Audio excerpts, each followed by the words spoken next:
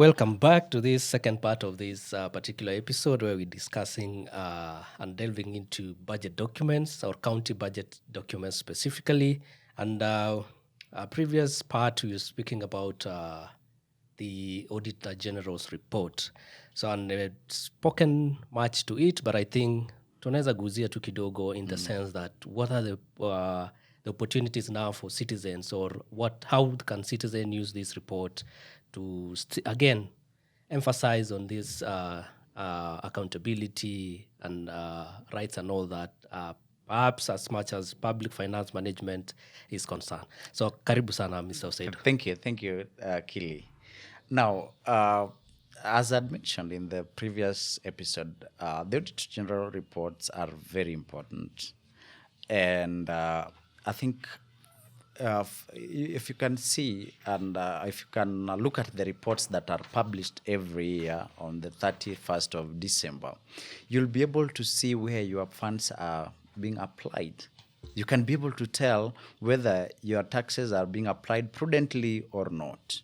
And I think that should interest every citizen, because for me, every coin I give to the government to manage on my behalf, I should be able to know how you are managing it. I should be able to tell that you are using it prudently or not, whether ni za kuiba ama tu ni za kuchezea. We've seen where they'll be traveling a lot, yeah. So you could be funding someone's yes, you could be funding somebody's hobbies adventure. And adventure. Yes. So they'll be flying to India, to China, to US, just to, and even to watch Manchester Derby. Even to watch Manchester Derby. So it's an accountability document and how the citizens can engage with it. So one thing that I really want to appreciate the civil society, we have tried to break down the big ones in these documents and present them in formats where citizens can say that I give you 10 shillings, but you only spent 5 bob on projects. 5 bob was stolen or cannot be accounted for. So we've tried to analyze these documents and present them in formats that can easily be understood by the citizens. So once the reports or the analyze, the synthesize, the broken down, the simple version of these reports are presented to the citizen. This is an accountability document that they can now walk to the governor's office and say, from the Auditor General's report, you recorded that you spent 30 million on this particular road. From what we have witnessed on the ground, there's not even a maraming that was done to this particular road. So please, can you account for it? So the proverbial vitu ni different kwa yes, kwa grao vitu ni different kabisa. So it's an accountability document. So I think the first thing that we need to do, and we continue to do as civil society and even as fiscal analysts, is to try and analyze, simplify, that is the word, simplify these documents so that when I present it to any person who is not a fiscal analyst or do not have an in-depth understanding of the finances or the financial languages, then you can be able to appreciate what is happening. Then the other thing is now, I remember way back in 2019 to 2020, the Office of the Auditor General came up with a framework, what they were calling the Citizen Accountability Framework. So this framework was trying to address now or to cure the risk of the audit reports coming when the fault has happened, when the money has been lost. We need to be proactive, instead of being reactive. So the Citizen Accountability Framework that was developed then by the Office of the Auditor General was trying to infuse social accountability into the audit report. So where every stage of implementation, the citizens are involved to see how much is allocated, what is to be done, what is the tendering process like, who is the contractor, like looking at the value for money. The auditor would only come to do what we are calling the financial audit, looking at how much was allocated, how much has been lost, and in which programs. But now the citizen accountability audit, and through the audit, the simplified audit reports, we are able to look at the value for money. For example, yes, I could be the governor. You give me 10 million to construct a road to betterment standard, your work, land, civil. Yeah. So yes, I'll tell you that I have done a road, but what standard? Like, yeah, nimeweka lami, but hii lami after one rainfall, it's all swept away. 10 million imeenda tu hivyo kwa lake, imeenda kwa ocean ama kwa lake.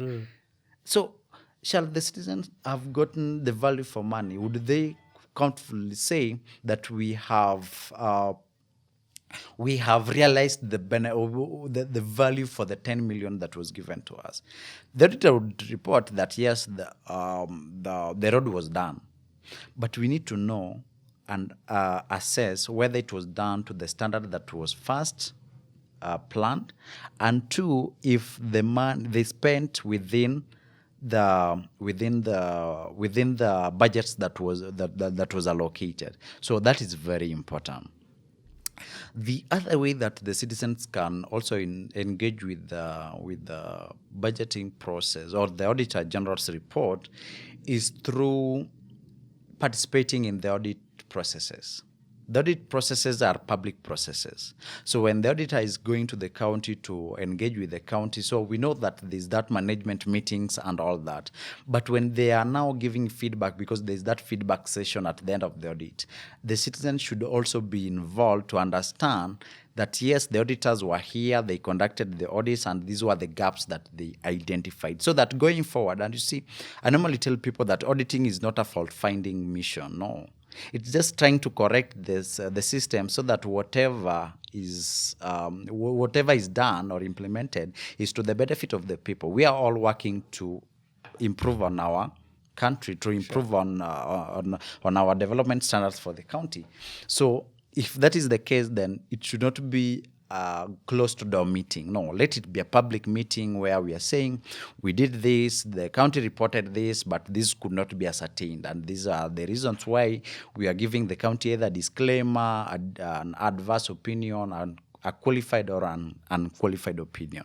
So once that is done, then the citizens can be in the limelight to realize, because most and you can bear me a witness that most citizens only get to hear about the misappropriation through television. Yes. When it's a breaking news or when it's in the news, whatever news piece. Yes. Yeah, maybe. Yes. I think it's important for us, for citizens actually, to follow through this. Yes. Because again, as we've said, is that we get to know and of the simplification, I think, is so necessary because of the jargon that is involved in financial matters. Now, moving forward swiftly, I think during this discussion we've talked up to December. Yeah, so we are in December 31st, and we have the Auditor General's report that is out. But at the same time, the second quarter implementation report is also released. Yes. So just like the first quarter that was released in October. So October, November, December is normally released in, so it's October, November, December. Okay, so that goes to January 31st, sorry. So on 31st of December, we only expect the Auditor General's report. Then when we get to January, now there's something interesting that happens in January. And why is it so interesting? So it is in January where we are discussing the division of revenue. Yeah? Okay, yes, because we've done the audit, and I want to, because all these are linked. Yes. What determines what goes to the counties and what remains at the national level is from the audit reports. The Commission on Revenue Allocation would take the latest audited accounts to determine how much to allocate to the national government and how much to allocate to the county government. And that report is only released, but the audit report comes out in December 31st. So in January, we now have a picture of how much was realized through the audited accounts, right? Yes. And now we can comfortably say this is what we are going to allocate to the national government and this is what is going to the county. So in January, normally in the parliament, that is at the national level, the parliament, both the Senate and actually at the Senate. So there's what we're calling the division of revenue allocation discussion, that is normally the bill. The division of, actually I normally call it DORA. So Division of Revenue Allocation Act, but before it becomes an act, it's a bill. So normally that's where now the Senate discusses, or the parliament discusses, how much remains at the national level and how much goes to the counties. Okay. Then once that is passed, it becomes an act of parliament, and that is what now informs the third document, what we are calling the county fiscal strategy paper. It does only two things. Yes. So CFSP. CFSP, the mighty CFSP. Yes. So the CFSP first, it gives us the final ceiling. The final ceiling, you remember at the CBROP, we were talking about the provisional, and I told Yes. our listeners and viewers to note Highlight. that. Yes.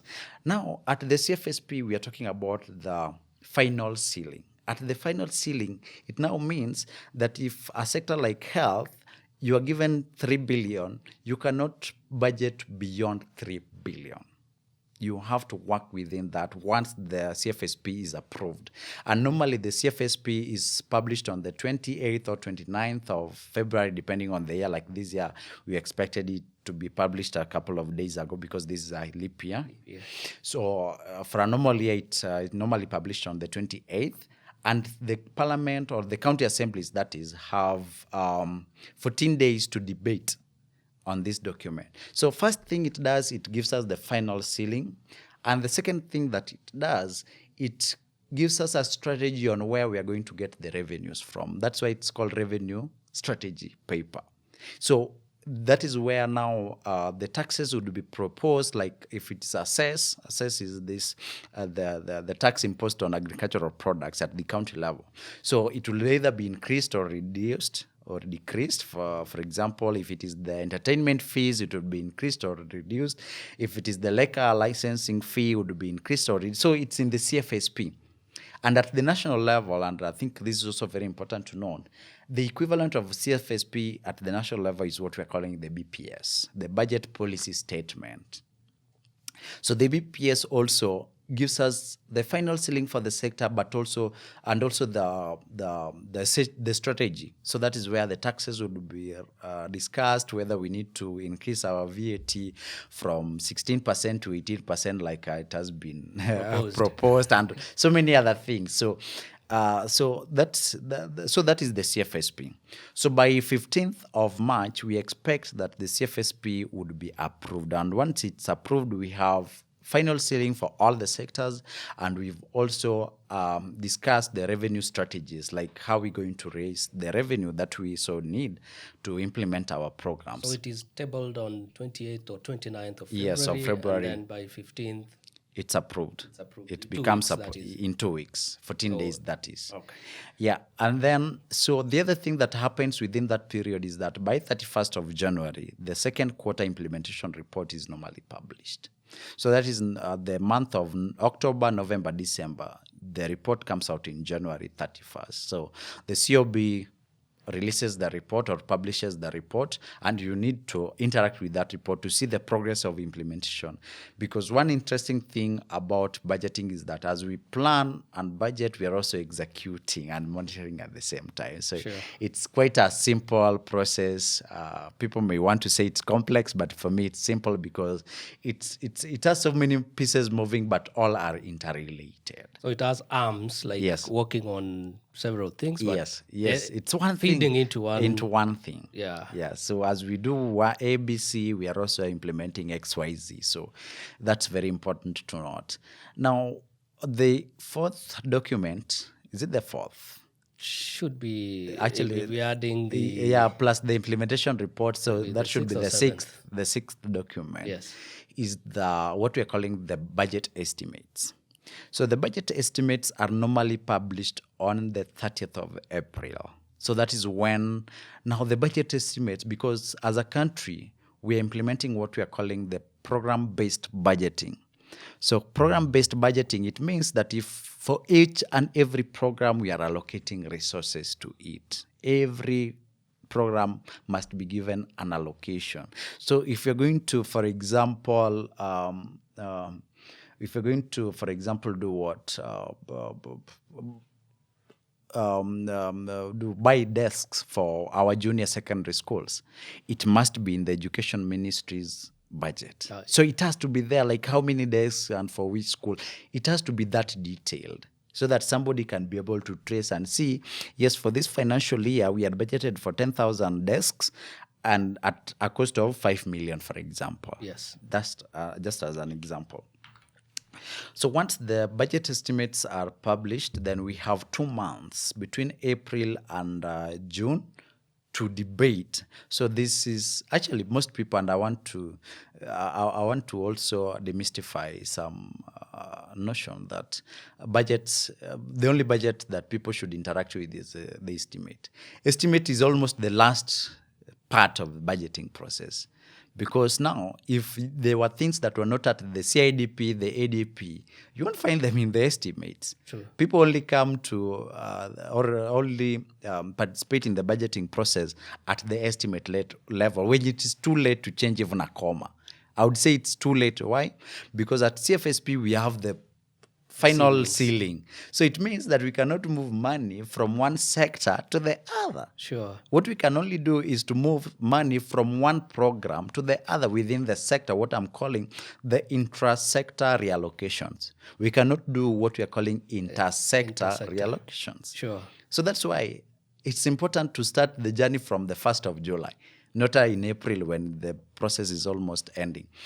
Then once we have the estimate, so the estimate now gives us the detailed budget, the very detailed, like how much has been allocated to what, how many pieces, like it's very detailed, like just as an example that I gave with the desks. Yes.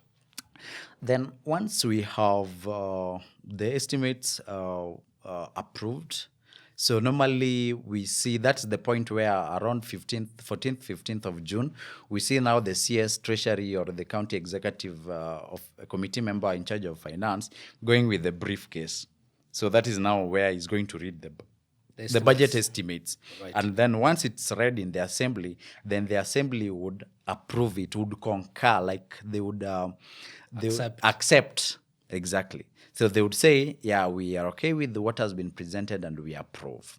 So then it becomes the budget that we shall implement for that particular financial year. Then together with the estimates, there are 2 important documents that also accompany it. First one is the finance bill, the controversial finance bill.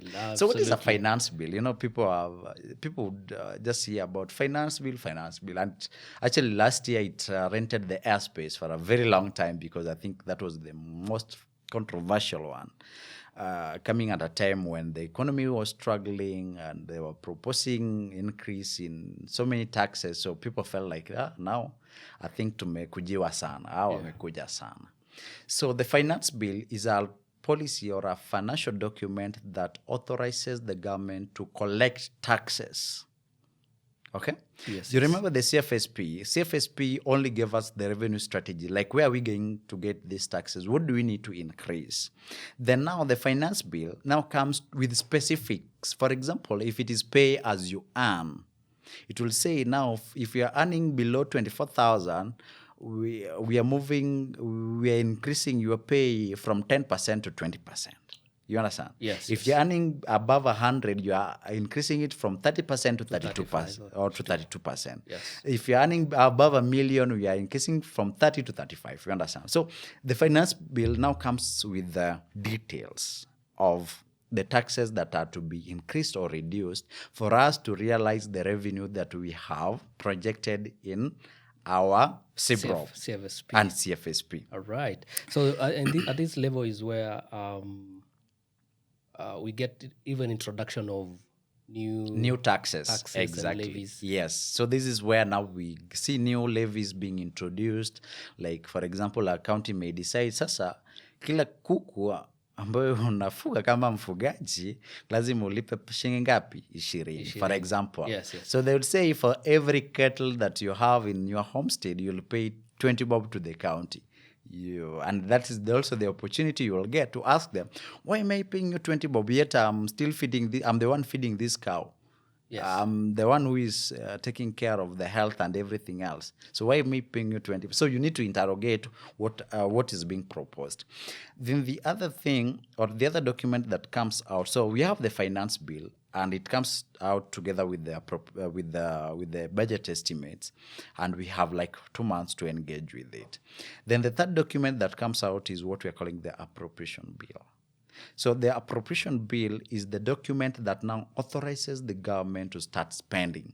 They have collected money from you and I. Yes. They have money from the exchequer. They have money from equalization fund. They have received money from the licenses, the liquor licenses, the fees, the cess, and all that. So now they need an authority or an authorization to start spending that money they have collected through the finance bill. So that is where now the appropriation bill comes in. Now, appropriation, just like the word, is to appropriate, like to say we have 1 million, we are giving 100,000 to this, we are giving, like appropriating, you are allocating. Okay, that's what it means, but remember that had been done. But now the assembly needs to sit and say, we concur with how monies have been allocated to the sectors, and then they pass that document or they approve it. So once it is approved, both of them, the finance bill and the appropriation bill, become an act. So it becomes a finance act of that particular year, for example, the finance act of 2024 for this current financial year, or appropriation act of 2024 for this financial year. So by June, we shall expect those two documents to be approved. So why are they important? Finance bill, as I've explained, it's very important because that is where, we normally say kulipa ushuru ni kujitegemea.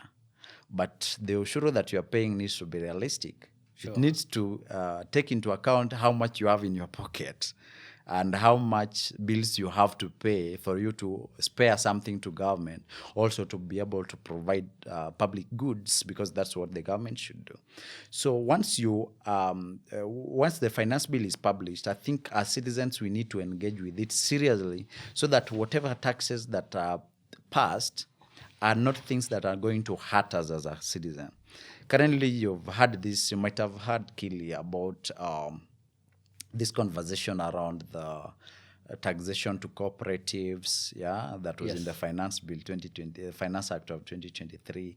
Agricultural products are now being taxed, and you see some people from other regions saying, hey, sasa mmekuja sana, we are not going to pay, Sure. And then there's a lot of conversation. Even the social health insurance exactly fund, yes, even the housing levy, the controversial one. So all this was as a result of the finance bill, and had we said no, we would have not seen a lot of this happening. But our MPs failed us, and it's not I don't feel sorry saying that, because they ought to have protected the interest of the citizens. And then the appropriation bill is also very important because the assembly or the MPs may decide to misappropriate. So you have done your appropriation as a department or as a sector, but then they go ahead to misappropriate. Like they'll take money from your sector to the other. They can do that because the law allows them to do that. So that's why it's important that before they pass the appropriation bill, they need to subject it to public participation, so that whatever is appropriated is something that would align to the interest of the people and to what the people had said would be allocated to their sector. I think we noted a bit of a challenge with that, because most of the time this appropriation bill is not subjected to public participation. So when we looked at, I think it was the last year's one, we realized that what was in the budget as the debt redemption, when the appropriation bill came out, the debt redemption had gone up, the amount allocated had gone up, and we could not ascertain why. So you see, that's why it's very important to follow through the process and ensure that whatever is appropriated or whatever is passed as appropriation bill reflects the views of the people. So those are in a nutshell or in long and short, those are the budget documents. And maybe just in summary, Yes. so we are talking about almost 8 documents here and with specific timelines. So I would say the first 3, which are the planning, the 10-year planning documents, I would expect that within the 1 year after the elapse of the previous one, they should be ready. But the PFM does not give a specific timeline. And so is the CIDP. CIDP, there's also no specific timeline on when it should be out. But then we would also expect that once we elect the new regime into office or the new government into office, within the first year, they should endeavor to come up with their CIDP so that it defines their development agenda for the next 5 years. If it lags for far too long, then we might be implementing things that are not priority to the people. So tutakuwa tunabahatisha. yeah, tutakuwa tunabahatisha. Then when you come to the last planning document, which is the annual development plan, I think the law is very clear that by 21st of October, it should be published, like it should be ready. I go to the website and find it there. So it's out in September 1st? Yes, first. And then by 21st, it should be ready. All right. Yes. And then we have and then we have the circular, which normally comes out on 30th of August. So the circular just tells the departments to start preparing. And then we have the CBROP that should be ready by 31st of October. And then we have the first quarter implementation report, which also should come out by 31st of October. And then 31st of December, we expect the Auditor General's report, which should be published for the previous year's financial report.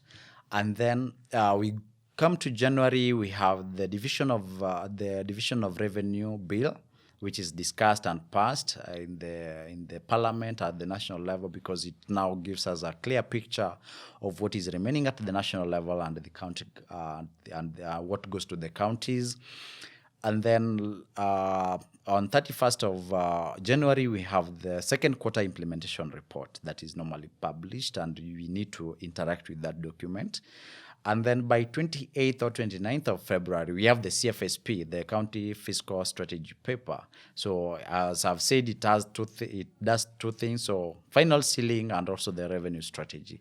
So we have 14 days to interact with it, so that by 15th of March, we expect that document should be out. And then by 30th of April, the counties are expected to publish their budget estimates. So they come out and say, for the coming financial year, these are the budgets that we intend to implement. And then together with that, there's the appropriation bill that comes out and the finance bill, and I think I've explained what it entails. So one, which is the appropriation bills, authorizes the counties to start spending. The finance bill authorizes the counties to start collecting taxes. And don't forget that also the third and the fourth quarter implementation reports also come out. So the first one, not the first one, but the third one comes out in 30th of April, and then the last one by 30th of June. The last implementation, actually by 31st of July, because it ends in June. So by 31st of July, we expect the fourth quarter implementation report. And normally, they also publish now the annual implementation report. So by 31st of July, we have the annual implementation report and also the fourth quarter implementation report published. Thank you very much. So I think you've actually simplified all these process in a manner that in our listeners would be able to now at least demystify and remove that notion that budget is complex. No, it's not complex. Exactly. And maybe just something to note: we have key budget dates. Like, I know it's a lot, and especially if you're not your sole work is not to focus on budget advocacy. So between September and October, these are very critical period in the budget making process. So as citizens, we need to watch out because most of the priorities are being done in this at this stage. And then the period between February to June, also very critical because a lot of approvals is happening. So CFSP is approved, estimates are approved, finance bill are discussed and approved, appropriation. So there's a lot that also happens. So if we can mark those two calendars, not saying that the rest are not important, but they are also very important, but these ones are more important. The emphasis Should be put on between September to October and the period between February and June. So for anybody who wants to engage in the budget process, I think those would be very critical budget calendar or budget periods that anybody should look out for.